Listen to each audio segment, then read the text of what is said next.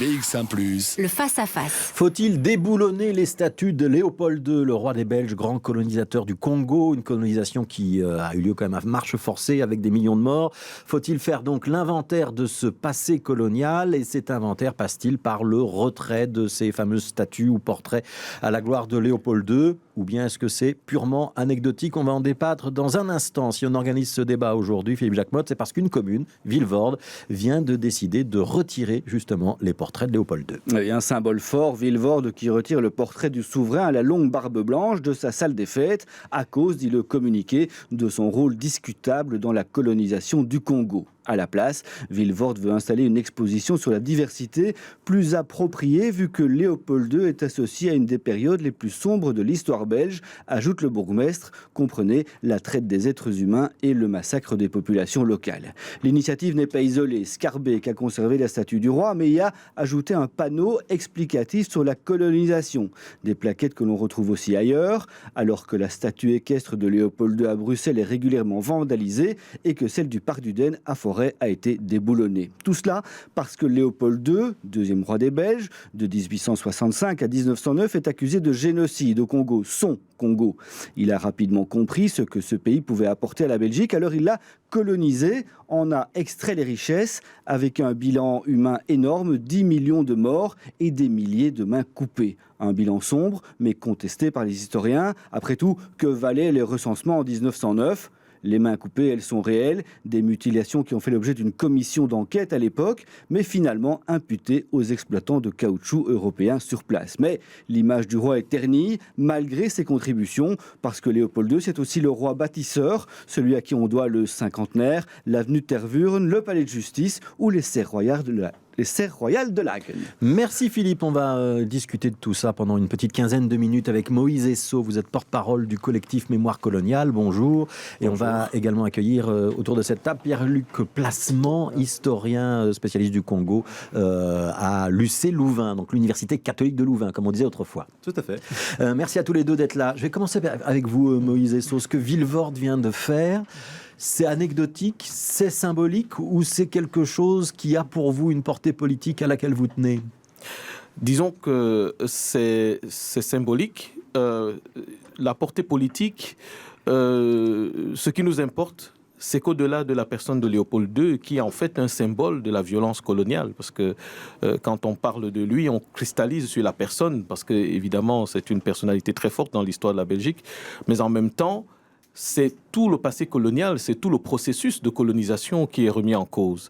Eh bien, c'est bien de supprimer peut-être les images des rois, mais le plus important, c'est de les contextualiser. Parce que si on efface l'histoire pour qu'on n'en parle plus, alors là, ce n'est plus politiquement pour nous acceptable. Donc, ce que vous demandez, c'est plutôt qu'il y ait un débat et qu'on établisse un petit peu ce qui s'est passé et que ça imprègne nos consciences. Que ça imprègne nos consciences et que ça change aussi la vision de ce qu'a été le passé colonial. Parce qu'on a chanté longtemps à l'imaginaire collectif belge que c'était pour une mission civilisatrice qui a apporté le bien au peuple dans l'obscurité qui étaient les Congolais et les Africains plus généralement, ce qui n'était pas le cas. C'était une expérience violente, très violente et déshumanisante. Pierre-Luc Placement, d'abord sur le bilan, tout ce qu'a dit Philippe Jacquemotte, les chiffres qui ont été donnés, est-ce que l'historien que vous êtes confirme ces chiffres ou est-ce qu'il y a toujours un débat entre historiens sur ce qu'a été la réalité de la colonisation ?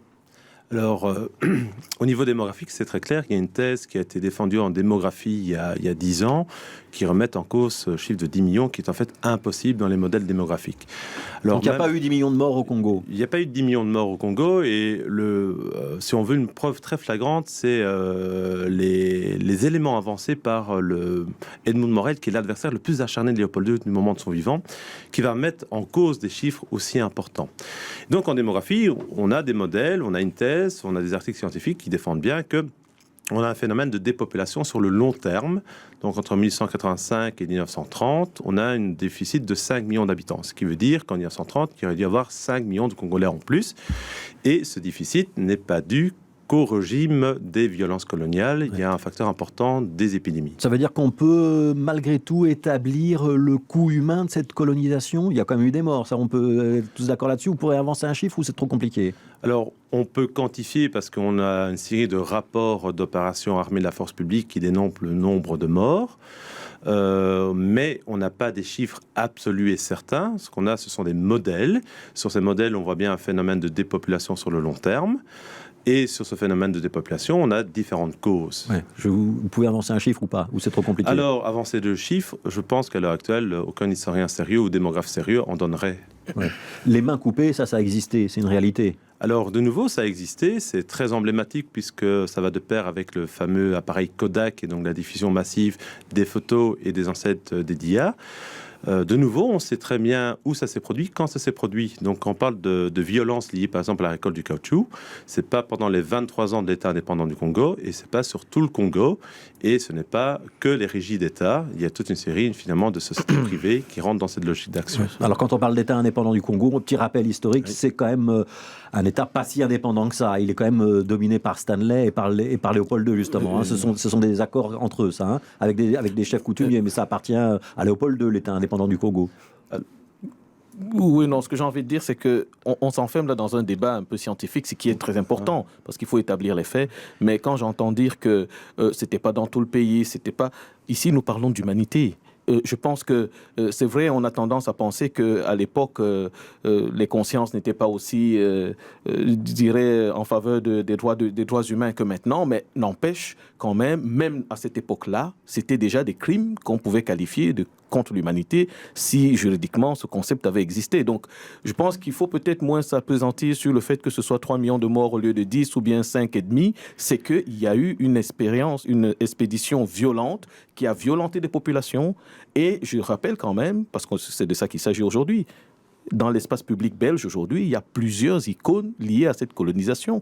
Pourtant, quand on voit la Hollande à un moment dominer la Belgique, mais en Hollande, il n'y a pas de héros de la colonisation en Belgique. L'Espagne a dominé la Hollande, il n'y a pas de héros espagnols qui ont dominé les Hollandais. Mais en Afrique, il y a des héros, aussi en Belgique en tout cas, parce que on partait du principe qu'on avait fait quelque chose de bien. Et pourtant, c'était grave. Donc, c'était déshumaniser les Noirs et continuer de donner le sentiment qu'ils sont inférieurs, et c'est la source du racisme anti-noir. Ouais. Et c'est pour ça que nous combattons ça, en fait. Alors, Pierre-Luc Placement, d'abord sur la violence. Est-ce qu'on peut reconnaître qu'effectivement, il y a eu, que cette colonisation, elle a été violente?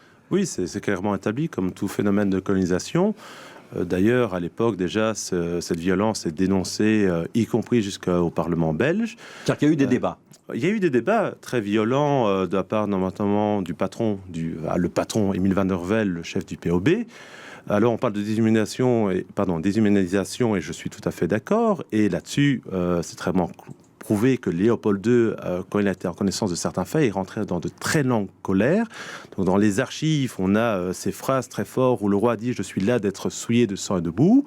On a son administration à Bruxelles qui se demande mais comment on réagit, parce qu'il faut se bien dire, évidemment, Léopold II est un symbole, mais Léopold II ne gère pas du tout la situation sur le terrain. Et sur le terrain... Ça veut dire que les violences ne lui sont pas personnellement imputables? Il est responsable. Hein. Oui. De ce fait-là, on va laisser Pierre-Luc Placement répondre. De ce fait-là, il n'y a aucun ordre.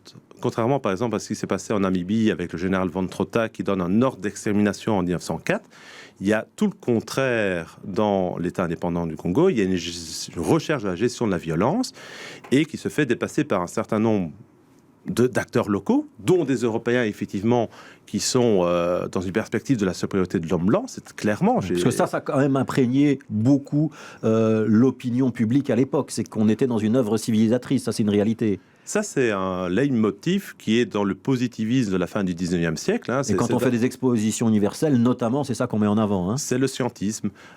Prenez simplement le drapeau congolais encore à l'heure actuelle. C'est celui imaginé par Stanley, hein, la fameuse étoile dorée sur un fond bleu foncé.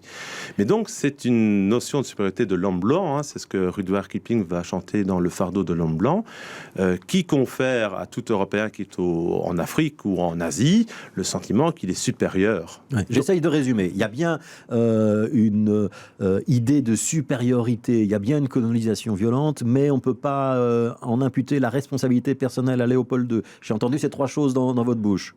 Alors, si vous m'en donnez une heure, je pourrais développer. Non, on ne va pas avoir une heure. Alors, je vais le faire en 3 temps. Ouais. Parce que... Léopold II, lorsqu'il va au Congo, c'est un peu par hasard. 2, le but n'est pas d'exploiter les populations directement. Le but, c'est de faire du troc pour obtenir de l'ivoire. Le caoutchouc viendra plus tard. Ouais, mais les colons vont quand même bien exploiter les populations locales. Alors, par la suite, quand il y a cette exploitation outrancière, c'est autant des ressources naturelles que des populations. De là, il y a une réaction du roi qui permet de baisser le seuil des violences coloniales, et on le voit sur les chiffres de production de caoutchouc qui s'effondrent de plus de 70%. Et à la fin, il y a un aveuglement de Léopold II. Mais ce qui est intéressant quand on prend l'histoire des colonisations, il y a une commission envoyée par Léopold II en 1905 qui confirme le rapport anglais de 1903. Par contre, au Congo français, quand il se passe exactement la même chose, c'est-à-dire qu'on envoie également une commission au Congo français en 1905, eh bien, ce rapport, le rapport Brazza, n'est édité qu'en 2014. Ouais, donc ça veut dire qu'on a ralenti côté français. Oui. Alors Moïse Esso, vous avez voulu prendre la parole. Si j'ai bien compris ce que nous dit l'historien, c'est que bon, il y a des violences assez établies, mais qu'on se trompe peut-être de symbole. Non, pas du tout. Qu'on vise Léopold II alors non, pas du tout. Léopold II, pour nous, c'est justement l'icône de ce que représente le système. Léopold II, c'est une icône, évidemment. Mais derrière cette icône, il y a tout le système colonial.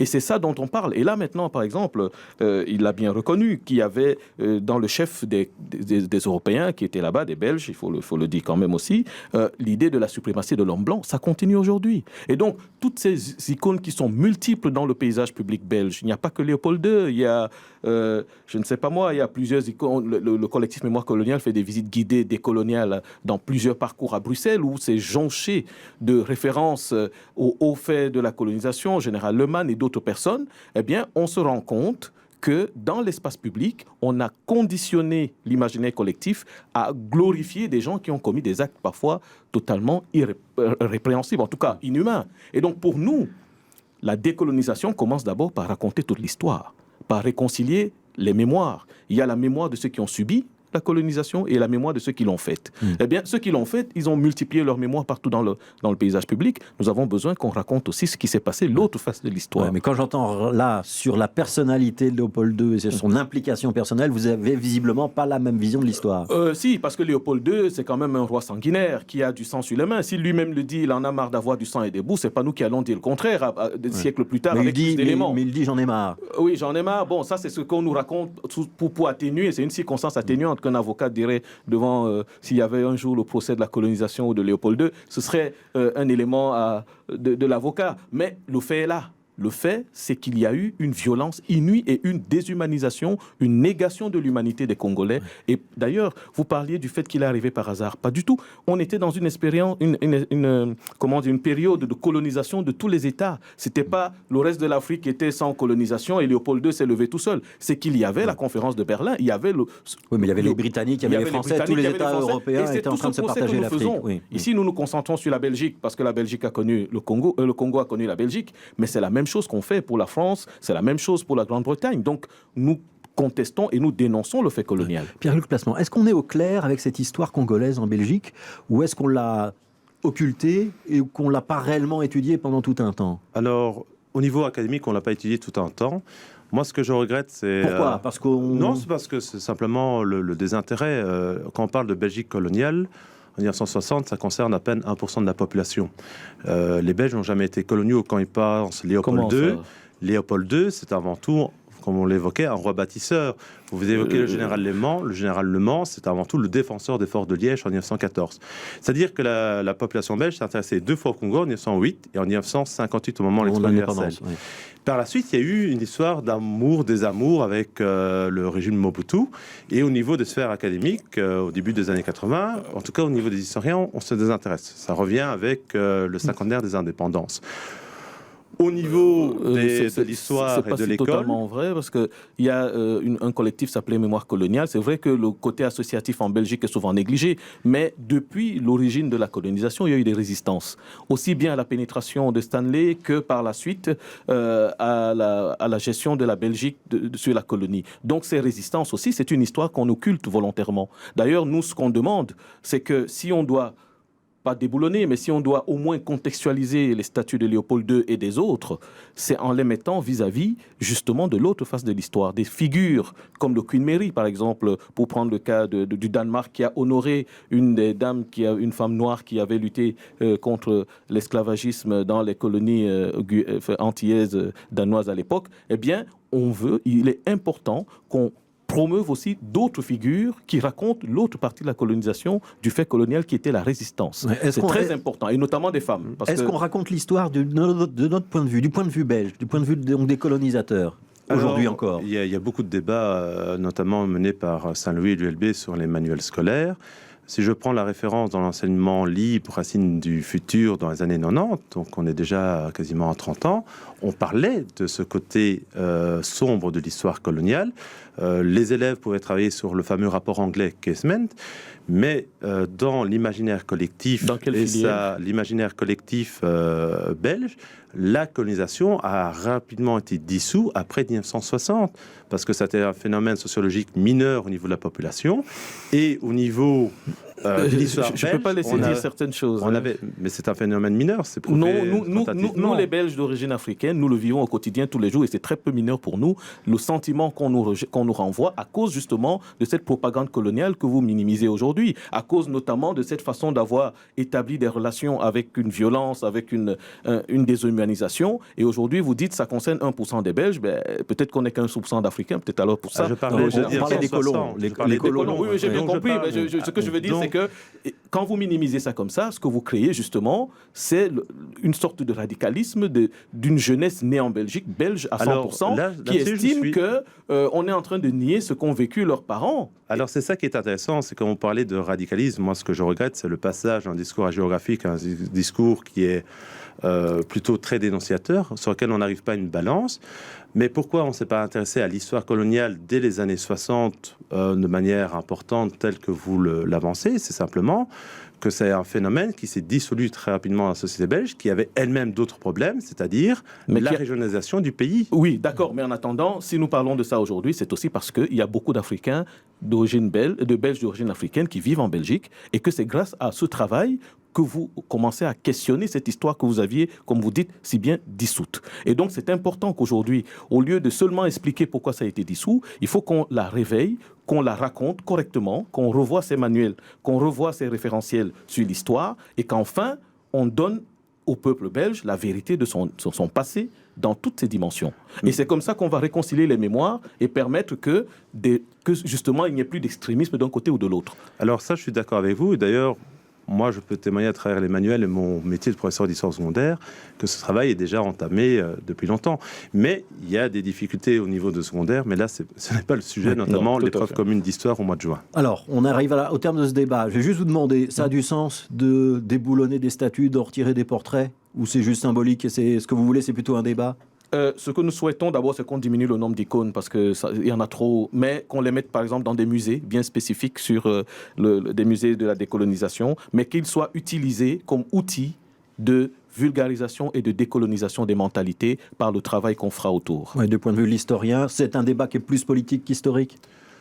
C'est en partie historique et en partie politique. Et au niveau historique, depuis une dizaine d'années, il y a un très gros travail au niveau des académies, peu importe dans le pays, sur l'histoire coloniale. Donc il y a vraiment des recherches neuves qui ont abouti. Maintenant, à propos de Léopold II, si on prend que cette figure-là, je tiens à rappeler qu'il a régné pendant un demi-siècle quasiment sur la Belgique et que son action coloniale n'est l'une de ses nombreuses actions en tant que souverain. Et qu'il y a autre chose. Et qu'il y a autre chose que l'histoire coloniale autour du roi. Merci beaucoup Pierre-Luc Placement, donc historien spécialiste notamment du Congo et de Léopold II à l'UC-Louvain, et Moïse Esso, porte-parole du collectif Mémoire coloniale. On vous a pas mis d'accord, on sait qu'on pourrait continuer le débat pendant des heures, on vous réinvitera peut-être une autre fois. Merci beaucoup.